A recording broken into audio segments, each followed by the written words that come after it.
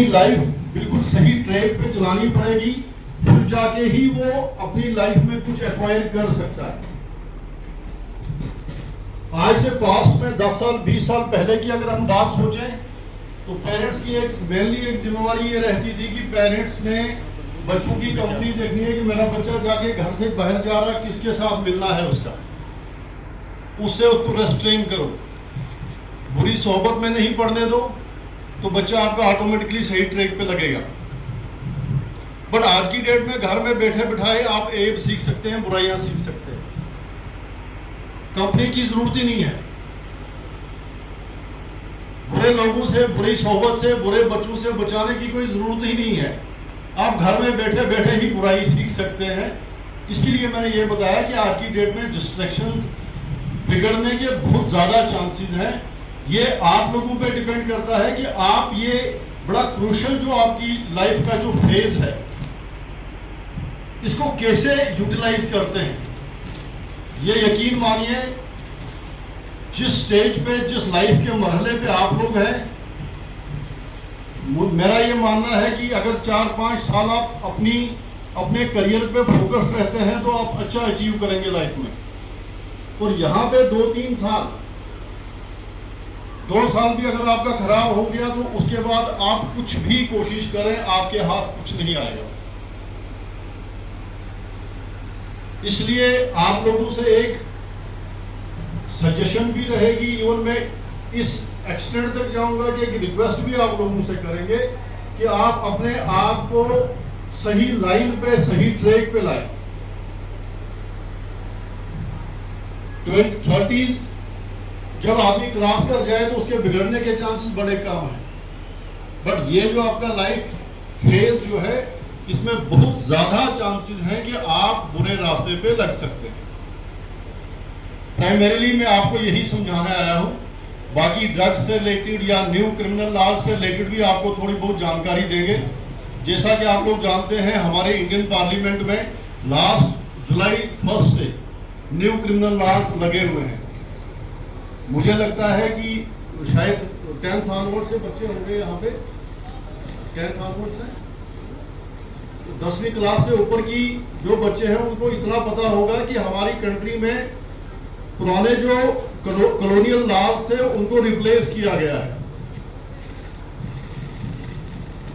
Britishers के time जब Britishers हम पे रूल करते थे, जब ब्रिटिशर्स हमें गवर्न करते थे, उस टाइम के जो रूल्स, उस टाइम के जो लेजिस्लेशंस थी, उस टाइम के जो क्रिमिनल लॉज थे वो रिप्लेस हुए हैं। किस किस को पता है? उस टाइम के जो लॉज हैं, देखिए एकेडमिक क्वालिफिकेशन तो बहुत अच्छा है, बट एकेडमिक के साथ साथ आज की डेट में आपको ऑल ओवर डेवलपमेंट अपनी रखनी है, हर चीज की जानकारी रखनी है।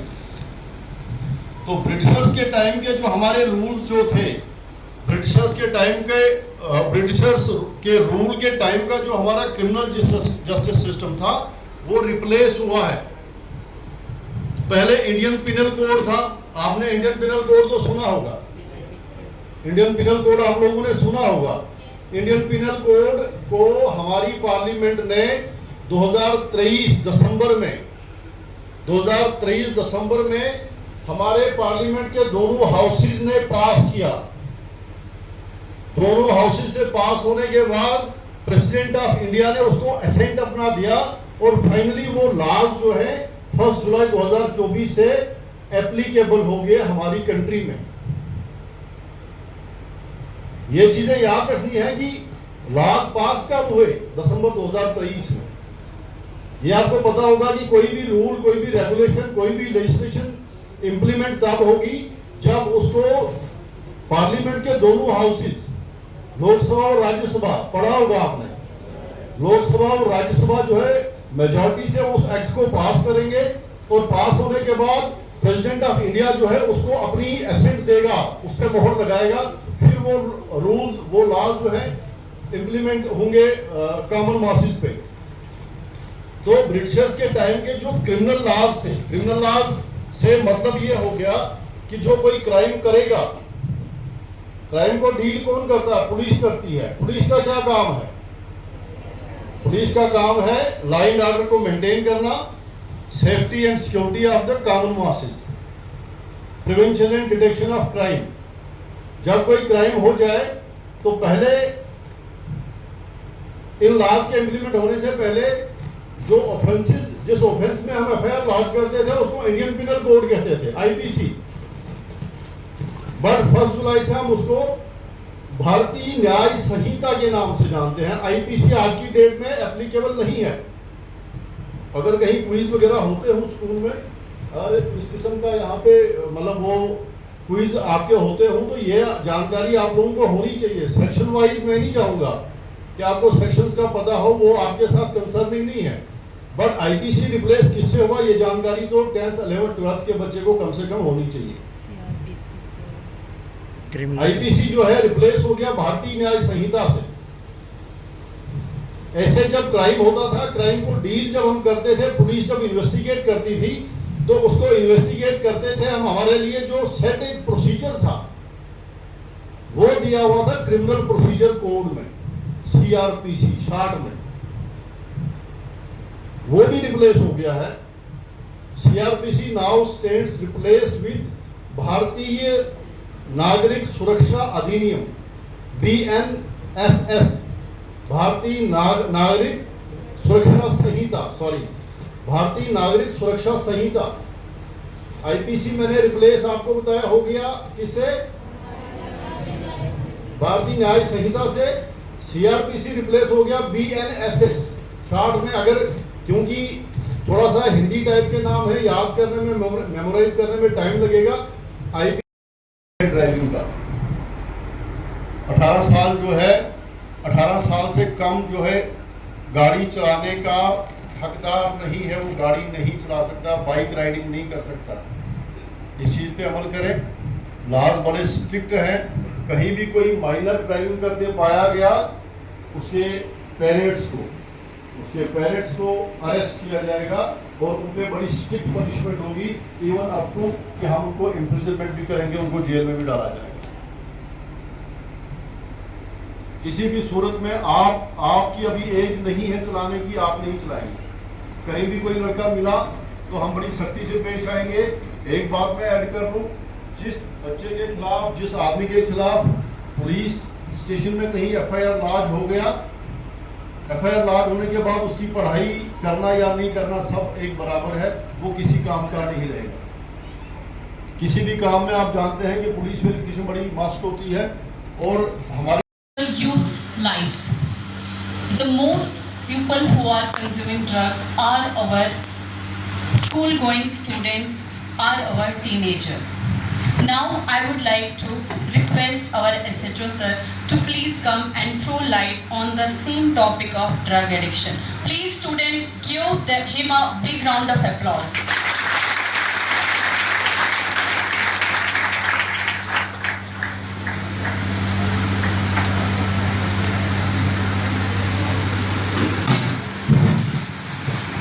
Thank you, ma'am.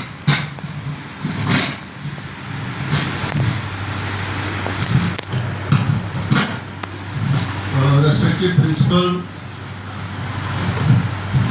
Excellence Public School, Bharti,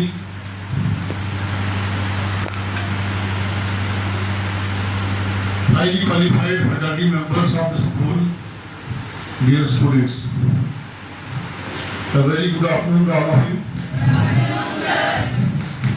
सबसे पहले मैं अपना इंट्रोडक्शन आपको यहाँ पे लेता चलूं।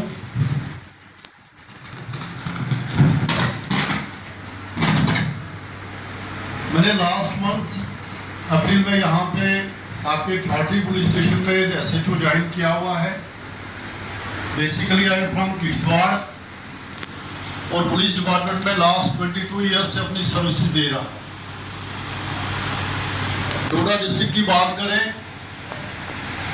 यहाँ पे गंदो, भद्रवाह, देसा में अपनी सर्विसेज दे चुका हूँ। किश्तवाड़ में भी 3-4 पुलिस स्टेशन हैं जहाँ पे मैंने काम किया हुआ है। बच्चों के बीच में आने का एक बहुत स्पेशल एक ओकेजन, बड़ा एक स्पेशल मोमेंट रहता है।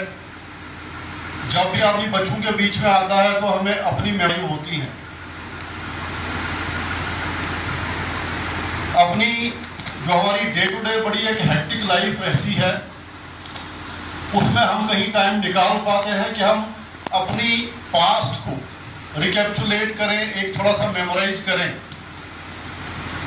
यहाँ पे आके हमें भी एक फीलिंग आती है कि यही डेस्क पे, इन्हीं चेयर्स पे बैठ के हमारे बीच में उस टाइम के जो एडमिनिस्ट्रेशन से रिलेटेड या पुलिस से रिलेटेड या बाकी महकमा जात से रिलेटेड लोग थे, हमारे बीच में आके अपने आइडिया शेयर करते थे।